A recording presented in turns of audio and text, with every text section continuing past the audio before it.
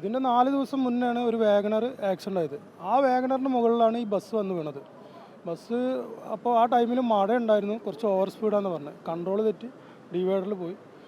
ഒരു 20-22 പേര് ഹോസ്പിറ്റലിൽ പോയിട്ടുണ്ടാവും. അതിൽ ഒരാൾ സ്പോട്ടിൽ മരിച്ചു. ഒരാളെ അതിന്ന് ഉള്ളിൽ നിന്ന് എടുക്കാൻ കുറച്ച് വൈകി. ആ സമയത്ത് ഇവിടെ ഉണ്ടായിരുന്നു. എങ്ങനെയായിരുന്നു ഇത് സംഭവം നടന്നപ്പോൾ നിങ്ങൾ എത്തുമ്പോൾ എന്തായിരുന്നു കണ്ടത്?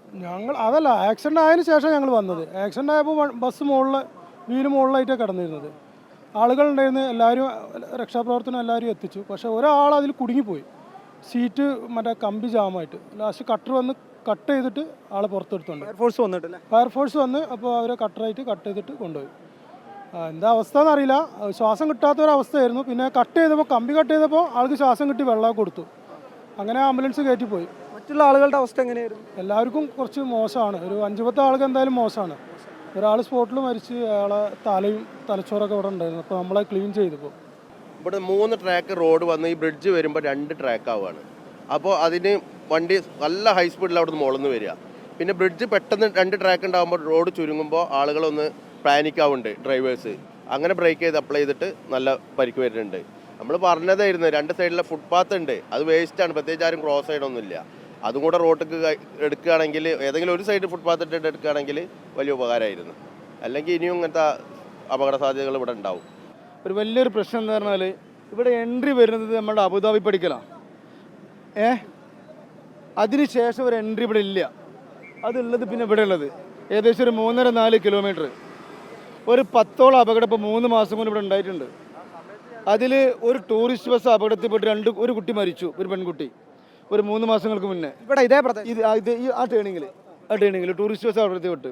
പിന്നെ അതുപോലെ തന്നെ ഒരു 2.5 മാസം മുന്നേ ഒരു കാറ് നേരെ എന്ത് ചെയ്തു, ഡിവൈഡറിൻ്റെ മുകളിൽ പകുതി അങ്ങോട്ടും പകുതി ഇങ്ങോട്ടും ഒരു മാറിയിട്ടുണ്ട്. ആ ടേണിങ്ങിൽ അശാസ്ത്രീയമായിട്ടുള്ള നിർമ്മാണ രീതിയാണ് പ്രശ്നം. ഇവിടെ ആദ്യം ഇത് ശ്രദ്ധയിൽപ്പെട്ടപ്പോൾ അധികൃതർ അറിയിച്ചിട്ടുണ്ട്, പക്ഷെ വേണ്ട പോലുള്ള ഒരു നടപടി വന്നിട്ടില്ല. ഞാൻ പറഞ്ഞില്ലേ, ഇതിപ്പോൾ എൻട്രിയാണ്. ഈ എൻട്രി അവിടെ നിന്ന് നേരെ വരുമ്പോൾ ഹൈവേ കൂടി വരുന്ന വാഹനം കാണാൻ കഴിയില്ല. അതാണ് ഒരു പ്രശ്നം. പിന്നുള്ള ഒരു എൻട്രി നമ്മൾ അബുദാബി പഠിക്കലാണ്. ഏകദേശം ഇവിടുന്ന് ഒരു 3.5 കിലോമീറ്റർ ദൂരമുണ്ട്. ഈ സൂചിപ്പിച്ചിരുന്നു ഈ പ്രശ്നങ്ങൾ സൂചിപ്പിച്ചിട്ടുണ്ട്, പക്ഷെ വേണ്ട പോലെ പരിഗണന വന്നിട്ടില്ല. ആദ്യ 2 അപകടങ്ങൾ നടന്നപ്പോൾ അറിയിച്ചിട്ടുണ്ട് തീർച്ചയായിട്ടും. ഇപ്പം മരിച്ചൊരു സ്വദേശി വൈഷ്ണവ് നമ്മളെ കോഴിക്കോട് പെരുവയൽ പഞ്ചായത്തിലുള്ള ആളുള്ളത്. അവരും അവരുടെ ബ്രദറും തമ്മിൽ വരുമായിരുന്നു. ബ്രദർ വൈശാഖ്, അവരിപ്പോൾ താലൂക്ക് ആശുപത്രിയിൽ അഡ്മിറ്റാണുള്ളത്. 2 പെൺകുട്ടികളും താലൂക്ക് ആശുപത്രിയിലുണ്ട്. അവിടെ എല്ലാ സംവിധാനം അവർക്ക് ഒരുക്കിയിട്ടുണ്ട്. പിന്നെ ഇവിടെ അടുത്ത് ചികിത്സയിൽ കഴിയുന്ന ഹീൽ ഫോർട്ടിലുണ്ട്, അതുപോലെ തന്നെ നമ്മളുടെ മിംസ് ഹോസ്പിറ്റലുണ്ട്, വളാഞ്ചേരി നടക്കാവ് ആശുപത്രിയിലുണ്ട്. എത്ര പേരാണ് ഇപ്പോൾ അപകടത്തിൽപ്പെട്ടത്? 21 പേരുണ്ട്. 21 പേര്. വാഹനം നല്ല സ്പീഡായിരുന്നു. നേരെ വന്നിട്ട് ആ ഡിവൈഡർ അതിനിടിച്ചിട്ട് മറിഞ്ഞതാ. വാഹനം 2 പീസായി മാറിയിട്ടുണ്ട്.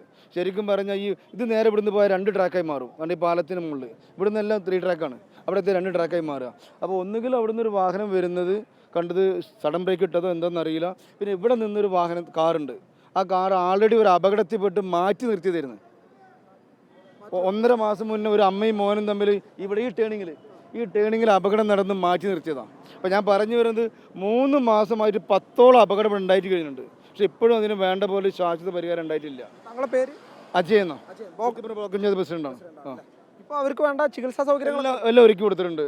അപ്പോൾ തന്നെ ബോഡി ഇൻക്വസ്റ്റ് നടത്താനുള്ള ഏർപ്പാട് പോലീസിനെ വിളിച്ച് പറഞ്ഞിട്ടുണ്ട്.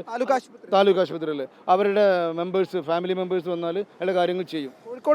കോഴിക്കോട് പെരുവൽ പഞ്ചായത്തിൽ വൈഷ്ണവ് എന്നുള്ളതാണ് അവരുടെ പേര്, മരിച്ചാളുടെ പേര്.